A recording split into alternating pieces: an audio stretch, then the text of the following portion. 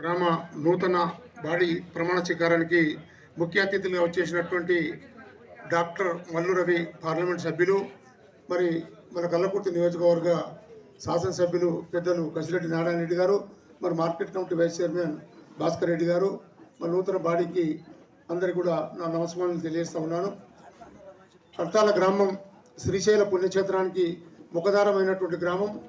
ఈ మండల head quarter అయినటువంటి గ్రామంలో ఇప్పటిదాకా లక్ష్మయ్య చెప్పినట్టు మాకు ఒక బస్ స్టాండ్ లేదు, ఇక్కడ ఉన్నటువంటి వసతులకు హాస్పిటల్ లేదు, చాలా ఇబ్బంది పడుతున్నటువంటి మాట వాస్తవం.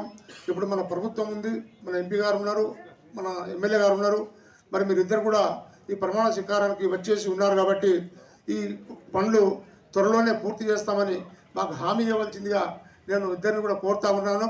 ఎందుకంటే పెద్ద పాపులేషన్ ఉన్నటువంటి గ్రామ పంచాయతీ, మరి వెనుకబడ్డటువంటి పనులన్నీ కూడా సిటీకి నేరుగా ఉన్నాం. మరి హాస్పిటల్ నోచుకోలేని పరిస్థితి, ఒక అంబులెన్స్ కూడా లేనటువంటి పరిస్థితి.